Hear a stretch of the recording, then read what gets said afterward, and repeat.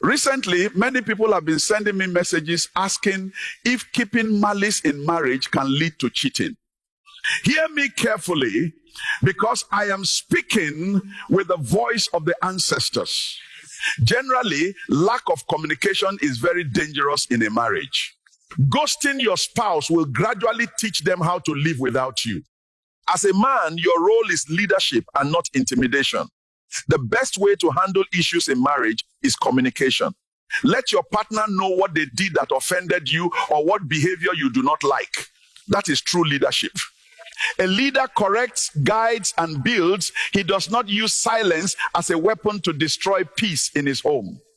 In Africa, our elders said, the child who is not spoken to will not know where he missed the road. Communication heals what silence destroys. When two mature people are married, malice cannot push any of them into cheating if cheating was never in their heart before. A goat does not suddenly enter the yam barn because the door was open. It enters because it has always loved yam. Malice only reveals what was already hiding inside a person. An immature husband or wife who lacks wisdom on how to handle marital problems will quickly seek comfort in the hands of the people they secretly admire. And then they will blame their adultery on silence in the home. What a shame. Marriage is not ordinary friendship. Marriage is not courtship. Marriage is a sacred responsibility. In Africa, our ancestors said, a person who abandons his farm because of rain will soon beg for food in dry season. You do not abandon your marriage simply because your partner is angry or keeping quiet.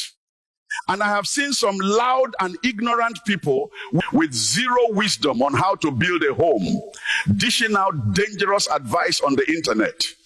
I even heard one woman telling men, if you don't want your wife to cheat, never keep malice with her. What a disastrous display of ignorance. So if men begin to marry second wives because their wives use silent treatment on them, will society still clap? Or is it only men that are expected to endure pain with discipline while women excuse every act with emotion? The real question should be, what caused the malice? What effort was made to resolve it? Who did she or he talk to for wise counsel? And what wisdom was applied to protect the marriage? Anybody who plans to use malice as an excuse to cheat tomorrow has already entertained that sin in their heart long ago. A rat does not fall inside soup accidentally. It went there because it was chasing the smell of fish. Marriage is serious business, but this generation treats it like a roadside game. The house that leaks during rain did not start leaking that day. Most times, malice is a reaction to unresolved disrespect, pride, insults, neglect, stubbornness, or uncontrolled words. Sometimes a man keeps quiet because his wife constantly bruises his ego with insults. Sometimes a woman keeps quiet because her husband shouts at her like a child.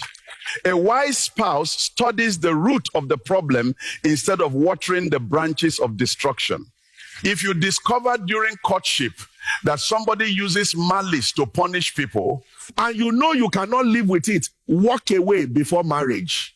But if you are already married, wisdom demands maturity, patience, communication, and self-examination. Find out what triggers the malice and stop feeding it.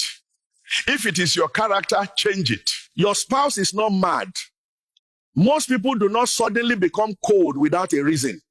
In Africa, they say the same mouth that says sorry can prevent 1,000 nights of silence. Stop looking for comfort in strange arms while your home is bleeding. Marriage is not sustained by feelings alone. It is sustained by wisdom, discipline, sacrifice, forgiveness, and fear of God. Share this message to reach those who support this evil, for them to learn from it. I love you all.